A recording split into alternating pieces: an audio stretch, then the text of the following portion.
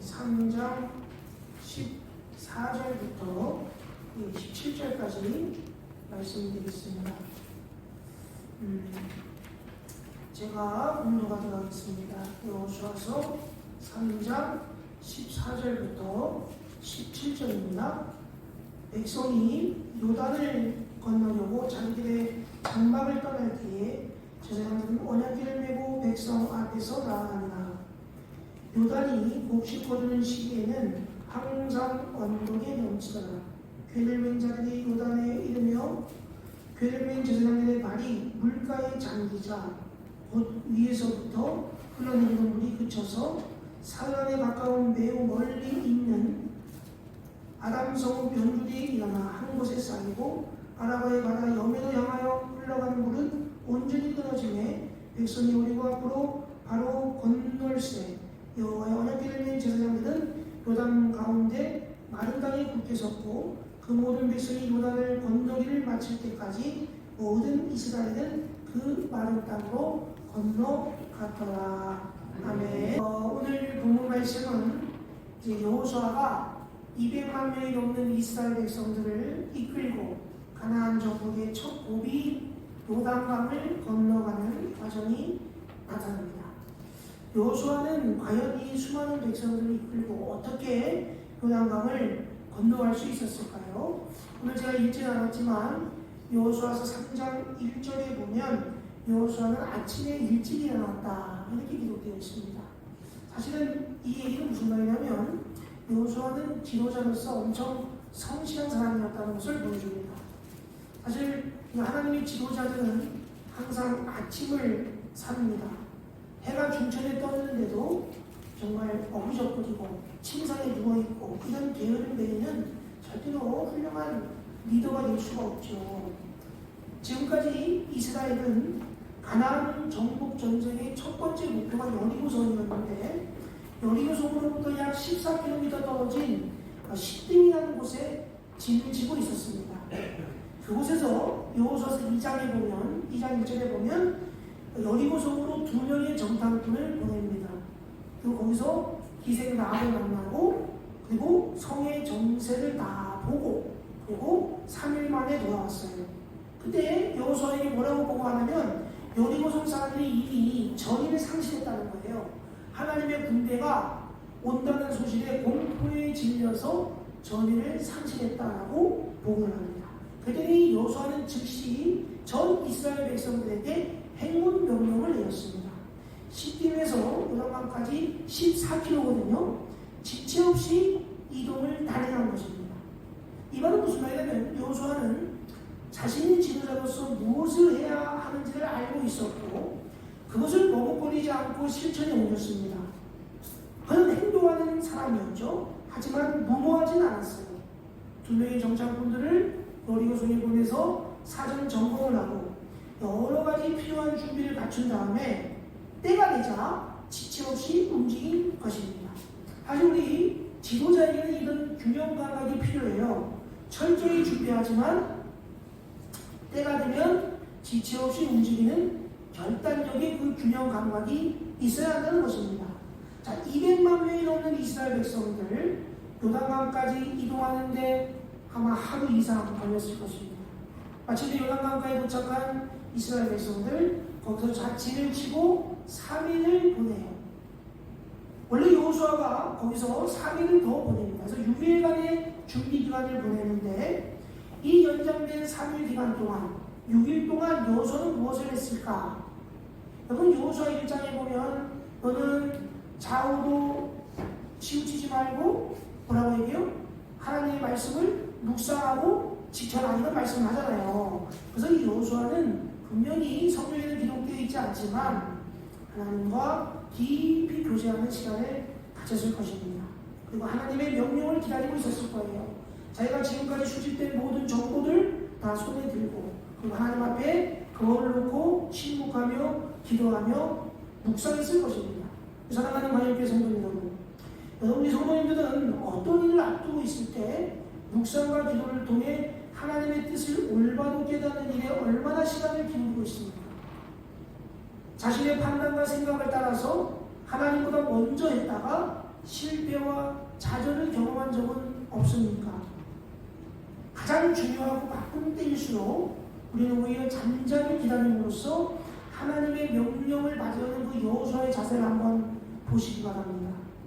그거는 하나님의 인도에 대한 확고한 믿음을 가진 그 지도자만이 취할 수 있는 태도입니다. 자, 여호수아는 하나님의 명령을 기다리는 한편 이스라엘 백성들에게 요단강 도하 준비 명령을 내렸어요. 첫 번째 명령은 뭐냐면, 오늘 제가 읽지는 않았지만 3절 말씀에 보면 3장 3절에 뭐라고 되어 있냐면, 언약궤를 맨 제사장들이 제일 먼저 앞에 서서 행진하고 백성들은 거리를 두고 그 언약궤를 따라가라 하는 명령이었습니다. 여러분, 이스라엘 백성들은 왜 언약궤를 쫓아가야 합니까? 이 언약궤는 뭐예요? 하나님의 궤를 말하는 거예요. 직사각형 상자이고요. 그 언약궤 안에는 하나님이 주신 십계명 두 돌판이 들어가 있었을 것입니다. 그리고 아카시아 나무로 만들어져 있고 겉에는 황금이 입혀져 있는 그 언약궤 아래쪽 네 귀퉁이에 고리가 있는데 그 고리에다가 막대기를 껴서 제사장들이 어깨에 메고 운반했습니다. 그러니까 이 언약궤는 뭘 상징하냐면 바로 하나님의 말씀을 상징하는 거예요. 다른 말로 얘기하면 늘 함께 하시는 임마누엘 하나님, 하나님의 은혜와 보호를 상징했습니다. 그러니까 언약궤를 따르라는 말은 다른 말로 무슨 말이냐? 하나님을 따르라, 이런 말이에요. 근데 하나님은 우리를 멀리서 그냥 지켜보시는 분이 아닙니다. 하나님은 친히 앞장서서 우리를 인도해 주시는 분이에요. 그걸 우리가 뭐라고 얘기해요? 목자다, 이렇게 얘기하죠. 그러니까 하나님이 우리의 앞길을 인도하신다는 그 사실, 여러분들 우리에게 얼마나 큰 위로가 되시는지 아십니까? 여러분, 미래를 두려워할 필요가 없음은 하나님은 항상 우리보다 한 발 앞서서 준비해 주시기 때문입니다. 그렇기 때문에 우리에게 주어진 사명은 뭐냐면 하나님께 철저히 순종하는 것밖에 없어요. 근데 하나님을 따르는데 적당한 거리를 둬야 한다는 거예요. 이스라엘 백성들은 언약궤 뒤에, 그러니까 이제 성경에는 뭐라고 얘기하냐면 2000규빗이나, 2000규빗은 요즘 말로 얘기하면 1km쯤 됩니다. 1km. 1km를 떨어져서 걸어가는 거예요. 여러분, 거룩하신 하나님에 대한 충분한 경외심을 보여야죠. 제가 이제 1km는 여러분들 볼 때 1km가 보일까요? 보이죠. 네, 걱정 안 하시고. 우리 한국은 직선 코스도 1km가 없잖아요.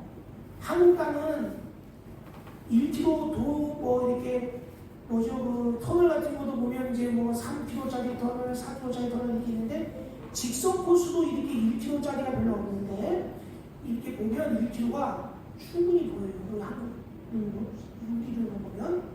근데 이 얘기는 무슨 말이냐면 하나님은 참으로 좋고 인자하신 분이고 언제라도 가까이 다가갈 수 있는 분이지만 그렇다고 해서 우리가 함부로 대해서는 안 된다는 뜻이에요. 무슨 말이냐면 그분은 하늘이 땅보다 높은 같이 우리보다 비교할 수 없을 정도로 높고 위대하신 분이기 때문에 우리가 가까이 따르지만 존경심을 가지고 높여져야 한다는 뜻입니다. 그러니까 언약궤로서 적당히 거리를 둬야 된다는 뜻은 뭐냐면 또한 그 궤를 메고 가는 제사장, 영적 지도자들과 한 발짝 물러났다는 말이에요. 이 얘기는 우리가 그 영적 지도자들에게 존경심을 보여줘야 된다는 거예요. 우리는 자칫 모든 거리를 부정적으로 해석해서 땅에 떨어뜨리는 실수를 하기 쉽습니다. 근데 여러분, 거리는요 항상 세워져야 돼요. 존경할 만한 사람과 영적인 리더십을 여러분의 경시에서나 함부로 대해서는 안 된다는 것입니다. 두 번째로 여호수아는 백성들에게 뭐라고 얘기하냐면 5절 말씀에 보면 성결해라, 너희 자신을 성결케 하라고 명령하십니다. 우리가 언약궤를 따르기 위해서는요 우리 자신을 깨끗하게 해야 돼요. 몸과 마음을 깨끗하게 해야 됩니다. 오늘날 우리에게도 우리 자신을 돌아보고 죄를 회개하고 영혼을 깨끗이 하는 작업이 필요해요. 제가 그래서 예배 시간에 참회 기도를 드린 이유가 사실 그런 의미가 있는 거예요. 그래서 우리가 위대한 사람들은요 자신의 그 영혼의 참회를 기록하는 참회록을 씁니다. 근데 여러분 그거 보면요, 자신의 모든 죄를 고백해요. 문제가 있을 때 우리는 지도자를 탓하죠. 사실은 지도자를 탓하기 전에 다른 사람들도 회개하고 바로 잡아야 할 점이 반드시 있습니다. 제가 한 국회의원의 대답을 봤는데, 그는 정치가 국민의 신뢰를 잃어가고 있는 상황에 대해서 정치인의 한 사람으로서 사과를 합니다. 근데 그 사람이 한편으로 껴있는 말을 했어요. 정치인들의 권력 남용도 문제지만 국민들의 주권 남용도 심각한 문제입니다. 우리 주변에 보면 표를 빌미로 해당 지역 의원들에게 여러 가지 청탁하는 사람들이 많습니다. 요즘 뭐 명태균 뭐 이런 얘기 나오잖아요. 이렇게 여론조사도 막 마사지를 해. 조금 올리다. 여론조사 마사지라고 그러거든. 올려나 내려나. 그럼 사람도 그걸 기가 막히게 믿어요. 여론조사 마사지하고. 그러니까 사람들이 청탁을 많은 거예요. 또 의원들이요, 지역구 시장에 가서 방문하잖아요. 그럼 자기보다 훨씬 나이가 많은 의원임에도 불구하고 막 하인대 하듯이 막 거만하게 대하는 사람들이 많아요. 무조건 굽실굽실하는 것도 문제지만 인간에 대한 기본적인 예의마저 저버리는 것 역시 바람직하지 않습니다. 그러니까 정치인들이 자신의 가오에 대해 뼈아픈 각성을 해야 하는 것은 더 이상 말할 필요가 없지만, 더불어 국민들도 우선 자신들을 살피며 책임을 다할 수 있어야 된다, 이런 말입니다. 그러니까 한 나라의 지도자의 수준은 바로 그 국민의 수준이기 때문에 국민 한 사람 한 사람이 다 잘 교육받고 의식이 전환되어야 합니다. 그러니까 우리는 과연 하나님의 말씀대로 앞장서 가고 있는 지도자를 잘 따르고 있는가? 이런 질문을 항상 던져봐야 돼요. 내가 팔로워로서, 내가 다른 사람으로서 겸손하고 진실한 마음을 가지고 내가 스스로를 성결케 하기 위해 더 노력해야 한다는 거예요. 여러분, 이 보통 언약궤는 원래 레이지파 사람들이 운반했습니다.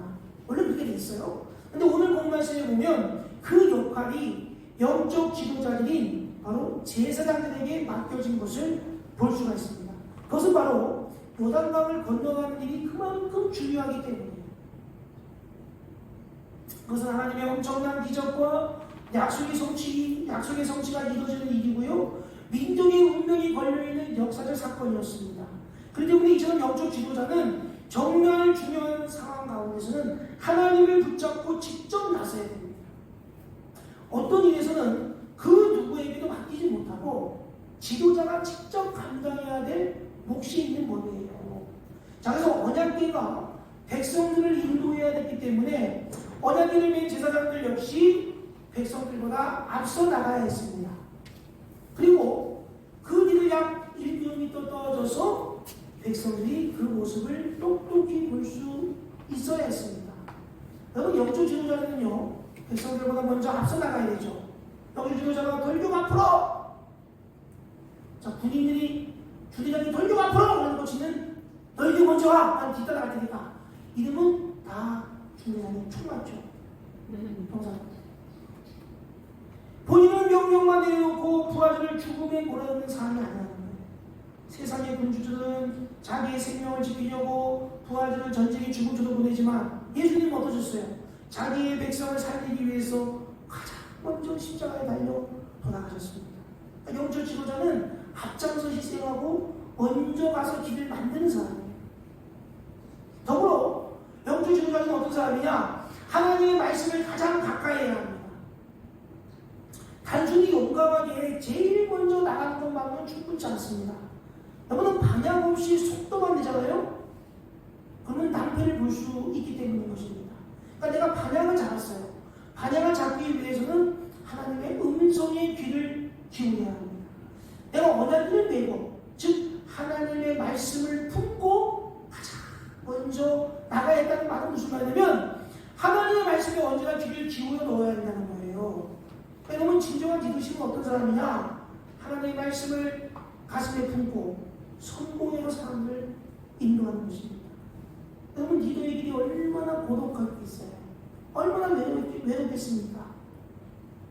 요단강 도하, 그 요단강을 건너가는 그 엄청난 프로젝트를 앞두고 이 여호수아에게 두려움이 왔습니다. 그때 하나님이 7절에서 이렇게 말씀하십니다. 오늘 제가 여기다가 7절을 적었는데 뭐라고 되어 있냐면 이렇게 얘기했어요. 여기 주보를 좀 보시면 여기 나와 있어요. 주보에 7절에 뭐라고 되어 있냐면 여호와께서 여호수아에게 이르시되 내가 오늘부터 시작하여 너를 이스라엘의 목전에서 크게 하여 내가 모세와 함께 있었던 것 같이 너와 함께 있는 것을 그들이 알게 하리라. 아멘. 여러분 리더의 권위는 뭐예요? 자기가 보장하는 것이 아니라 능력이 보장하는 거예요. 내가 아무리 큰 기업의 CEO라고 해도 여러분들 실적이 없으면 그냥 책상의 주인이 바뀌어요. 나 책상 빼! 이런단 말이에요. 내가 아무리 경력이 화려하고 내가 언변이 뛰어나고 외적인 조건이 대단해도 좋은 결과를 이루지 못하면 그 리더십의 권위는 땅에 떨어질 수밖에 없는 것입니다. 그래서 하나님은 하나님의 리더에게 능력을 주셔요. 그래서 그의 권위를 세워가는 것입니다. 40년 전에 모세의 리더십 초창기에 호화를 건너갔어요. 홍해를 건너갔잖아요. 홍해를 건너감으로써 이스라엘 백성들 앞에서 모세의 권위를 세워줬습니다. 하나님은 이제 요단강을 건너감으로써 여호수아의 권위를 세워주려고 하시는 거예요. 여러분 리더라고 해서 모든 면에서 완벽할 수는 없습니다. 사실 나이, 경험, 실력, 인맥 등 여러 방면을 비교해보면 리더는 열등감을 느낄 수가 있어요. 아무리 잘난 사람도 그 위에 항상 나보다 잘난 사람이 있기 때문이에요. 그런데 하나님이 세우신 리더는 자신의 능력을 믿고 일하는 것이 아니기 때문에 열등감 따위로 넘어져서는 안 된다는 것입니다. 단지 하나님이 주시는 능력과 결과만 믿고 용기를 내는 거예요. 그러니까 우리 하나님은 우리 성도님들이 위기를 도약의 기회로 바꿔줄 줄 믿습니다. 그러니까 우리 믿고 용기를 내야 되는 거예요. 자, 여호수아 이스라엘 백성들이 요단강 앞에 다 와 있습니다. 요단강 물이 막 찰랑찰랑 넘쳐요. 찰랑찰랑. 응? 하나님이 뭐라고 얘기합니까? 하나님은 당장 그 강물 속으로 들어가라고 여호수아에게 명령하셨습니다. 8절 말씀을 보니까 뭐라고 되어 있습니까? 너는 이 언약궤를 맨 제사장들에게 명령하여 이르기를 너는 요단강 물에 이르기를 요단에 들어가서라. 여러분 보세요. 하나님이 먼저 강물을 멈추게 해주지 않았다는 사실입니다. 여호수아와 이스라엘 백성들이 지금 요단강물이 막 흐르고 있는데 그저 하나님을 믿는 믿음을 가지고 넘실대는 물속으로 용감하게 들어가야 했다는 거예요. 즉 그들은 유리한 상황을 보고 뛰어드는 것이 아니라 말씀에 순종하여 뛰어들면 상황이 반전될 것이라는 믿음을 가지고 뛰어들었던 거예요. 제가 군대 있을 때 파병을 갔는데 거기에 이제 수영장이 이렇게 있는 거야. 수영장이 있는데 수영장이 수심이 5m짜리 수영장이에요. 수심이 5m 굉장히 크거든요. 네? 그러니까 수영장이 이제 한 1m부터 5m까지 이렇게 깊은 수영장이에요. 근데 제가 이제 갔는데 제가 특전사하고 UDT 애들 150명 같이 갔거든요. 특전사하고 UDT는 수영을 잘합니다. 그 사람들은 진짜 UDT는 뭐 밤만 보면 하루 종일 수영하는 애들이고 바다 수영. 특전사 애들도 해상 척구조 훈련 받으면 바다 수영을 계속 해요. 완전히 그냥 수영이 아주 대단한 사람이거든요. 근데 이제 갑자기 연대장님이 우리 보고 그때 이제 단장님이 가가지고 수영 이제 못하는 사람들 훈련을 시키겠다는 수영을 알려주겠다는 거야. 그래가지고 나 그랬는데 나는 목사님 수영 못했어요. 나 수영 못한다 그랬지. 못한다 그랬지. 못한다 그랬지. 그랬더니 목사님 내가 수영을 알려주겠다는 거야. 그러면서 5m 수심 딱 수영장이 이렇게 세로가 이렇게 있는데 세로가 이렇게 있으면 이쪽부터 1m, 2m 점점 깊어져고 이쪽 끝에가 딱 쓰면 이렇게 5m 수심이에요. 그럼 여기서부터 저까지를 수영해서 가라는 거야. 그래서 내가 그랬지. 아니 제가 목사님 걱정 여기 다 수영 잘하는 사람들이래. 목사님 가면 다 무좀 불좀 내겠다가 좀 이렇게 다 살려줄 거라는 거야. 그럼 내가 그랬지. 막 그랬더니 나보고 그때 내가 이제 강의를 했거든, 설교했거든. 우리 믿음을 가져.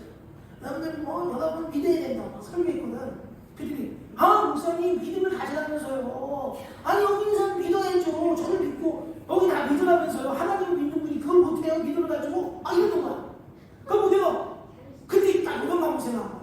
야, 내가 여기서 내가 믿음을 가져야 된다 해서 내가 물속으로 딱 들어가잖아. 그럼 내가 막 수영을 했지. 막 나한테도 막 개요. 막 다했지. 애들이 그때 죽는 줄 알았어요. 믿음을 가지고 뛰어내지. 근데 딱 그 사람 구해주더라. 진짜 엄청 죽는 줄 알았어요. 여기 똑같은 거예요. 지금 요단강물이 조금 물이 뚫대든지 이게 서서히 요단강물이 끊어질 때 말든 이렇게 한다든지 조짐이 보여야 되는데 그런 것 없이 지금 그냥 뛰어들라고 하는 거야. 언약적인 되고. 여러분, 우리의 삶 가운데 정말 삼킬듯이 넘치는 요단강물이 얼마나 많이 침면합니까? 여기서 중요한 사실은 우리가 약속의 말씀을 붙잡고 용감하게 요단강에 뛰어들지 않는 한 요단강은 절대로 갈라지지 않는다는 것입니다. 하나님은 기적을 일으키시는 분이에요. 하지만 그 기적의 파워를 체험하기 위해서는 먼저 우리의 순종과 믿음의 결단이 있어야 한다는 사실입니다. 하나님은 이 어려운 명령을 지도자가 된 지 얼마나 되지 않은 여호수아에게 맡기셨어요. 아무런 설명도 없습니다.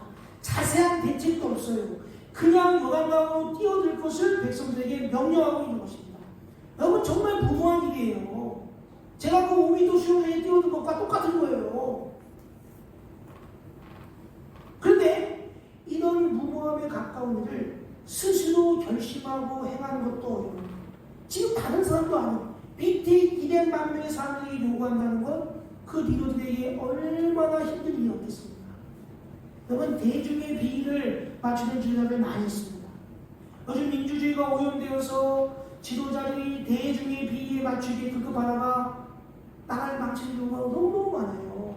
그러니까 하나님의 지도자는 백성들을 살펴야 하지만 그들에게 편하고 인기 얻을 일만 시키지는 않습니다. 때로는 어렵고 힘들어도 하나님의 지도자는 하나님의 뜻을 확신하고 갑시다! 전진합시다! 이렇게 외쳐야 될 때가 있는 거예요. 자, 여호수아는 10년의 지도자였습니다. 하나님의 명령이 떨어지자마자 그 명령을 이스라엘 백성들이 그대로 전달합니다. 자, 9절 말씀을 보니까 뭐라고 되어 있냐면 여호수아가 이렇게 얘기해요. 여호수아가 이스라엘 자손에게 이르되 이리 와서 너희의 하나님 여호와의 말씀을 들으라 하고 되어 있습니다. 절체절명의 위기 앞에서 우리의 인생을 가로막고 있는 요단강 앞에서 우리에게 가장 필요한 것이 뭐예요? 우리에게 진정으로 위로와 힘이 되는 것이 무엇입니까? 따라합시다. 하나님의 말씀입니다. 하나님의 말씀입니다. 하나님의 말씀입니다. 하나님의 말씀입니다. 그렇습니다. 대부분의 사람들은요, 공동의 처함은요, 돈과 권력과 인맥에 의지하려고 합니다. 세상 방식으로요, 막 도저히 해결되지 않을 때, 그때 막 하나님을 찾는 거야. 이것도 해보고 저것도 해보고 막 하다가 안 되면 하나님을 그때 가서 찾아요. 근데 여기 요단강 도하 사건에서 놓치지 말아야 될 포인트가 뭐냐면 바로 리더십이라는 것은 하나님께 접속되어 있는 거예요. 하나님과 연결되어 있는 것입니다. 하나님은요, 제가 전부터 얘기했지만 아무리 사랑하고 귀히 쓰이는 지도자라 할지라도 한꺼번에 모든 계획을 다 말씀해 주지 않아요. 그러니까 여호수아도 하나님이 말씀해 주시는 것만큼만 행동에 옮겼습니다. 한 가지를 딱 행했어요. 그러면 다시 하나님의 음성에 또 귀를 기울이면 다음 단계를 말씀해 주세요. 또 귀를 기울이면 또 다음 단계를 말씀하세요. 하나님은 그런 분이에요. 그런데 지도자는 어떻게 되냐? 하나님의 음성에 귀를 기울이고 또 돌아서는 그 음성대로 리더십을 발휘하는 과정, 또 귀를 기울이고 또 그 돌아와서는 그 하나님의 음성대로 리더십을 발휘하는 과정, 그것이 계속 반복되는 거예요. 그러니까 원래 교회는 그런 것이에요. 그게 계속 반복돼야 돼요. 내가 하나님께 접속되어 있으면 하나님이 주시는 모든 것을 공급받을 수 있습니다. 우리가 인터넷 접속이 안 돼 있으면요, 아무것도 할 수가 없어요. 근데 인터넷 접속이 딱 돼 있으면 거기에 있는 모든 것들을 다 다운로드 받을 수가 있는 것입니다. 마찬가지로 하나님의 음성이 항상 열려 있고 하나님께 접속되어 있는 지도자는 하나님의 지혜와 능력과 사랑을 무한적으로 공급받을 수 있는 거예요. 드디어 역사적인 요단강 도하가 실제로 행동으로 옮겨지기 시작했습니다. 200만 백성이 이제 옮겨지는 거예요. 그때 이제 옮겨지기 시작하는 그 시기는 추수 기간이었습니다.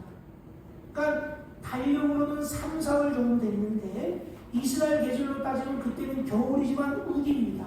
여러분 이스라엘 성지순례 가보면 대부분 여름에 가거든요. 여름은 번기예요.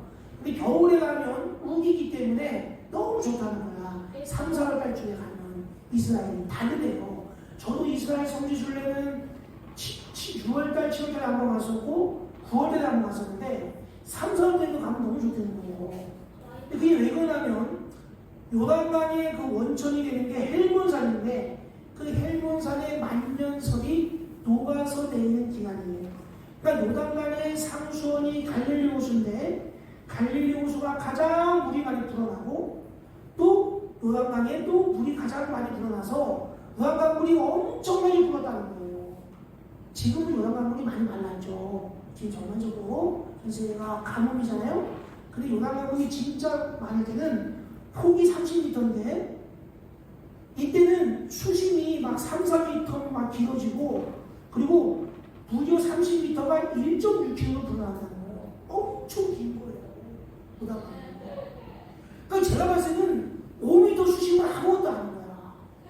거기를 건너가야 돼. 근데 그때 여러분 200만 명이라는 건 뭐냐면 노인도 있고 어린이도 있고 여자들도 있어요. 가축도 있어요. 이스라엘 백성들이 가축들 데리고 다녔잖아요. 제가 딱 성출대 가니까 그 요르단에 있는 사람이 다 이렇게 올라가서 다 이렇게 올라가 늘고선에 딱 올라가더니 아마 이스라엘 백성들이요 200만 명은 아마 여기서부터요 저까지가 200만 명 쭉 쓰면 그 정도 될 거예요. 그러더라고. 내가 봤을 때는 이 전달도 안 됐을 거야. 지금은 마이크가 있으니까 야 조용히 하세요.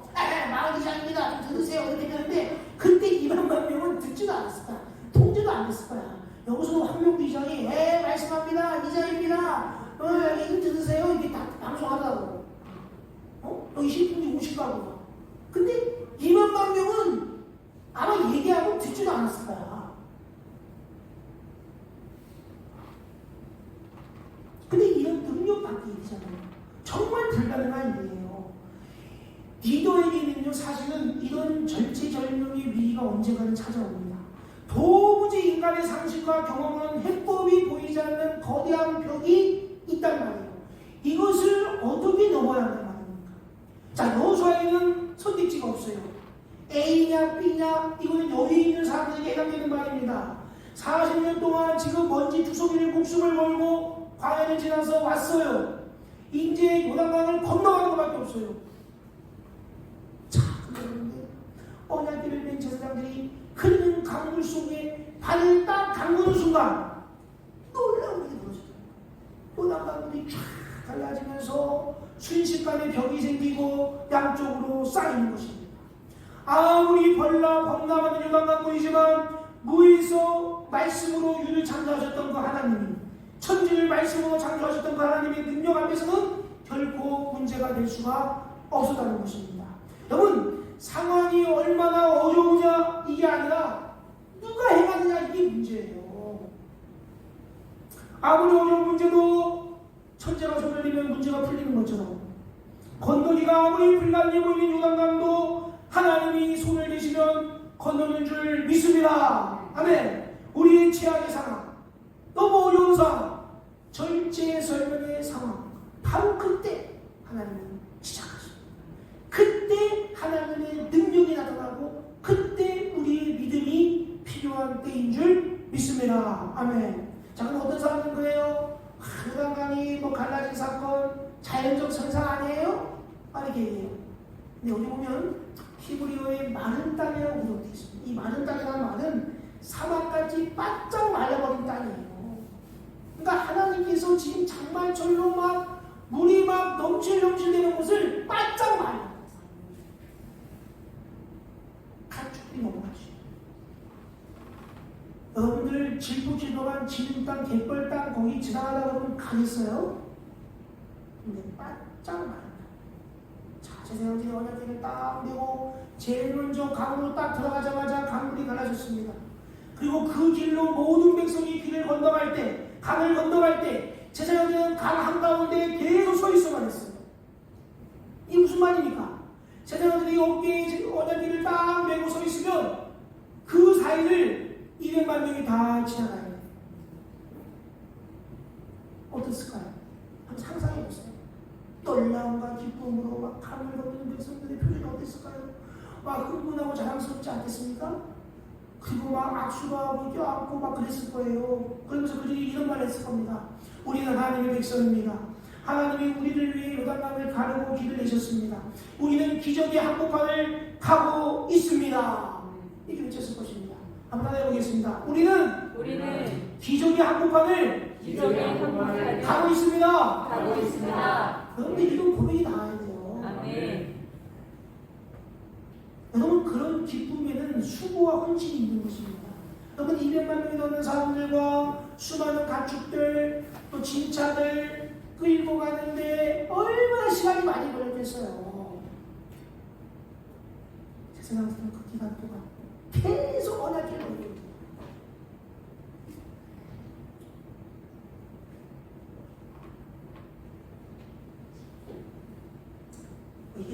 이게 적당한 표현인지 모르지만, 이제 제가 농촌 선교에 있을 때 내장을 2번 했거든요. 제가 내장 인도를 2번 했어요. 대부분 다 화장하는데 거기는 이제 내장을 하시는 분들이 2번 했었는데, 제가 있을 때 근데 이제 그 농촌에 가면 왕방사라는 곳이 있는데 그 예대원이라는 곳이 있어요. 거기 내장지가 딱 정해져 있어요. 내장지 하나가 이제 이렇게 뭐 한 몇천만 원 하거든. 근데 버스에서 내려가지고 이제 이거를 이제 이 환을 들잖아. 근데 매장지가 거기가 급하게 구입하는 바람에 안까지 들어갔는데 한 600m인가 500m 걸어가야 돼. 근데 여러분 아시지만 유교식이잖아요. 절대 이 관을 닦아야 놓으면 안 돼요. 그 관습이 그래요. 아시죠? 놓으면 안 되거든. 그걸 들고 가는데 그때 그 관뒀던 사람들이 다 젊은 애들이야. 걔네들이 힘드니까 계속 바꿔가면서 도는데 그걸 그냥 들고 가는 거야. 내가 그걸 보면서 이걸 막 여기까지 더운 날, 저도 이제 거기 걸어가죠. 나는 그냥 걸어가는데 그 매장들 갈 때까지 그걸 관을 놓지를 못하는 거야. 그거 놓으면 안 되는 거야. 무조건 들고 가서 한 번에 가서 거기다가 딱 이걸 넣어야 되는 거야. 해가지고 넣고 이제 거기다가 취토하고 꽃 뿌리고 이제 매장인도 하거든요. 지금 이 사람이 똑같아. 언약궤를 메고 계속 서 있어야 돼요. 보도줘야 돼. 끝까지. 갈 때까지. 뭐라고 할 수 없어. 하나님 말씀 있으면 빨리 좀 뛰셔야 돼요. 빨리 가세요. 말도 못해. 좀 빨리 좀 가요. 왜 이렇게 천천히 가요. 아유, 지금 뭐 왜 그래. 좀 빨리 가. 이런 말도 못하는 거야. 왜? 그들이 보도줘야 돼. 그들이 한가운데서 그들이 서 있는 한 요단강은 끊겨가지고 물벽을 이루고 좋은 길이 된 거. 사막길이 되고 단단하게 걷기 좋은 길이 된 거. 그리고 들고 있는 언약궤가 뭐예요? 하나님의 말씀이죠. 그러니까 하나님의 증거는 뭘 품어야 돼요? 하나님의 말씀을 품고 하나님과 함께 서 있으면 우리는 요단강과 같은 무서운 장애로부터 백성들이 보호받는 줄 믿습니다. 아멘. 근데 제가 맨날 새벽마다 기도해요. 우리 성도님을 위해서. 주님, 주님의 보혈 피로 덮어 주옵소서. 우리 성도님을 안전하게 지켜 보호해 주옵소서. 아멘. 이 요단강 물이 막 넘어올 것 같아. 얼마나 넘겠어. 그거를 막 버티고 있는 거야. 건너갈 때까지. 그리고 다 건너가면 마지막에 그 사람들이 쫙 건너가. 근데 언약궤가 딱 건너가서 요단강을 딱 넘어서니까 그때 쫙 물이 합쳐졌다. 사랑하는 성도님에게 놀라운 기적이 일어나기를 주님의 이름으로 축원합니다. 아멘. 여러분, 아무리 힘들어도 포기하지 말아야 됩니다. 여러분들 그 어야대가 막 포기하면요, 우리는 강물에 휩쓸려 갔거든요. 그러니까 우리는 하나님의 말씀을 붙잡고 등이 휘어질 것 같고 괴롭고 아프더라도 계속 버텨야 되는 것입니다. 말씀 마칩니다. 1999년 11월에 영국 BBC 방송이 온라인 여론조사를 통해서 지난 1세기 최고의 탐험가 10명을 선정했습니다. 거기에 마르코 폴로, 아문젠, 위대한 탐험가들이 선정됐는데 그 이름 속에 어니스트 세플턴이라는 사람이 포함되어 있었어요. 사실 이 사람은 실패한 탐험가입니다. 1914년 8월에 27명의 대원들을 이끌고 남북 내륙 횡단에 나섰다가 배가 자초됐어요. 그래가지고 얼음덩어리를 타고 막 포유하다가 18개월 만에 극적으로 구조되었기 때문에 어니스트 세플턴. 그런데 지금까지도 많은 사람들이 이 사람을 존경합니다. 이 사람이 타고 있던 배가 인듀어런스라는 배예요. 인내, 참을성 이런 말인데 영어로 이 인듀어런스라는 배에 있는데도 그는 수많은 죽음의 고비들을 견뎌내면서 부하들을 단 한 명도 잃지 않고 살려서 함께 귀환시켰어요. 18개월 동안 그 남북 대륙에서. 특히 그는 5명의 부하들을 이끌고 6m짜리 구명보트에 의지한 채 얼음 그리고 막 해역을 막 넓면서 막 구조를 요청했어요. 근데 그동안에 수많은 고비를 넘겼겠죠. 근데 이 어니스트 세플턴이 훗날 그때를 회상하면서 이렇게 말했습니다. 내가 얼음산을 넘을 때 그때 일행은 분명히 5명이었는데 나는 6명처럼 느꼈다는 거야. 그래서 이상하게 생각해서 동료에게 물어봤다는 거죠. 야, 나는 여기 여러분 5명밖에 없는데 나는 꼭 한 명이 더 있는 것 같아. 그랬더니 그 동료들도 다 그렇게 느꼈다는 거예요. 무슨 말입니까? 그 어니스트 세플턴은 그때 하나님의 존재를 느낀 것입니다. 얼음산을 넘어 해협을 건너가요. 18개월 동안 단 한 명의 동료도 잃지 않고 돌아온 것입니다. 사랑하는 관용교회 성도들, 지금 저는 여러분들 성도님들 앞에 놓인 요단강, 얼음산과 같은 넘지 못할 장애물은 무엇입니까? 우리는 그 앞에서 절대로 절망하지 말고 외로워하지 마시기 바랍니다. 성도님들은 혼자 그 장애물을 넘는 것이 아닙니다. 하나님이 저와 여러분과 함께 하시는 줄 믿습니다. 하나님의 말씀에 의지해서 용기 있게 발을 내디딜 때 우리 사랑하는 관용교회 성도님들도 기적처럼 요단강을 건너갈 줄로 믿습니다. 얼음산을 넘어갈 줄로 믿습니다. 아멘. 기도하겠습니다. 사랑과 은혜가 많으신 하나님 아버지, 오늘 요단강을 건너간 여호수아를 통하여 많은 것을 배웁니다. 먼저 믿음의 기초를 둔 확신 가운데 서는 관용교회 성도님들이 다 되게 하여 주옵소서. 하나님의 말씀에 가까이 하고 하나님께 늘 접속되어 한 걸음씩 한 걸음씩 내딛는 그런 우리 사랑하는 성도님들 다 되게 하여 주옵소서. 특히 힘들고 어려운 고난이 닥칠 때마다 하나님의 말씀을 붙잡고 포기하지 않게 하여 주옵소서. 혹시 우리 사랑하는 관용교회 성도님들 앞에 넘지 못할 장애물이 있습니까? 그 앞에서 절망하지 말고 하나님이 나와 함께 하심을 믿고 용기 있게 한 걸음 한 걸음 내딛는 사랑하는 관용교회 성도님들 다 되게 하여 주옵소서. 이 모든 말씀 예수님의 이름으로 기도하옵나이다. 아멘.